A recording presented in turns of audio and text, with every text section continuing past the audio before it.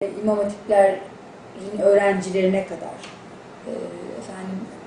belki bir köy sağlık ocağında çalışan bir memureye kadar, işte öğretmenlere kadar birçok başörtülü kadın bu alanlardan men edildi. Yani hani burada yumuşak bir ifade kullanamıyoruz. Hani baskı gördüler, yıldırılmaya çalışıldılar değil yani. Bizzat hepsi bu kurumlardan çıkartıldılar. Benden sonra benim fakültemde, benim bölümümde başörtülü hiç kimse okumadı ama ben devam ettim. Sonra da öğretmenliğe başladım. Başlar başlamaz zaten atıldım. Dolayısıyla ben süreci hem öğrenci olarak hem bir meslek sahibi olarak yaşadım. Daha sonra zaten meslekler men edilerek o dönemleri geçirdim. 28 Şubat'ta zaten kolluk güçleriyle yani sistem bizzat başörtülü kadınlara bu kurumlardan men etti. Fakat aynı zamanda da var olan direnişleri kırmak için üniversitelerde ikna odası adında bir uygulama başladı. Daha doğrusu hani bu isim o dönem verildi. Böyle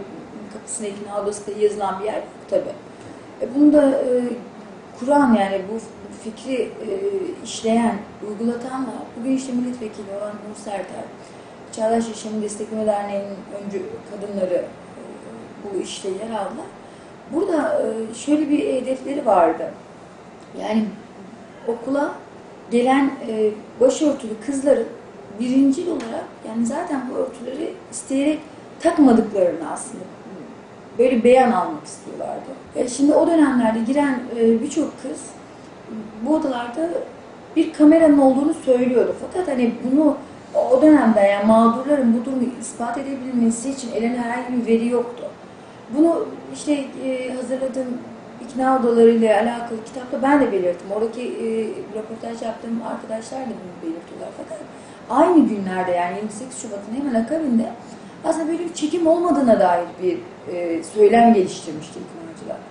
Fakat daha sonraki yıllarda, bu yakın yıllarda da biliyorsunuz işte Nur Serter çıkıp dedi ki bende kamera kayıtları var. Fakat artık zaman aşımına uğradı. Ben bunları yok edeceğim dedi. Dolayısıyla hani bu ifade, yani zaten ifadenin kendisi gayri hukuki zeminde konuşulacak bir ifade ama bunun dışında bir şeyi de kabul etmiş oldu. Bir anlamda da önemliydi. Kasetlerin olduğunu ve kendisinde olduğunu kabul etmiş oldu. Daha sonra bu organize ettiğiniz, yaptığınız işte malzeme olarak devletin malzemelerini kullanıyorsunuz. Nihayetinde bu kameramanların iletişim fakültesinin malzemesi olduğu, oradan öğrencilerin çekim yaptığı şeklinde ifadeleri oldu oraya giren kişilerin.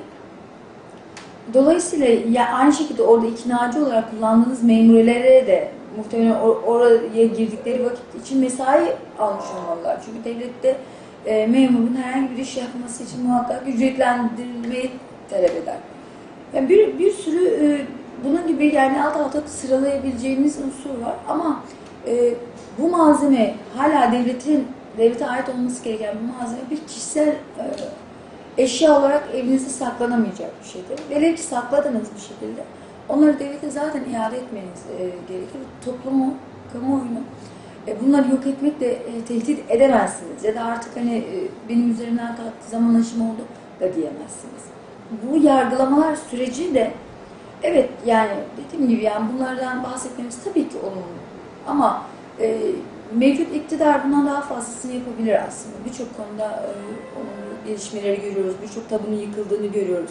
Hani biraz bu tabuların yanında, atılan adımlar yanında hani tırnak içinde başörtüsü meselesi iktidar için aslında kolay halledilebilecek bir mesele olması gerekiyordu. Yani bize mesela toplumsal mutabakat denmişti. Yani bu toplumda mutabakatsızlık diye bir şey zaten olmadığı herkes biliyor. Eğer istiyorlardıysa yani bir referandumda bunun için yapabilirlerdi. Yani biz gerçekten bu anlamda iktidardan çok sabırla bekliyoruz ama hala bekliyoruz. Yani çok iyi bir çözüm, tamamen mutlak bir çözüm bekliyoruz.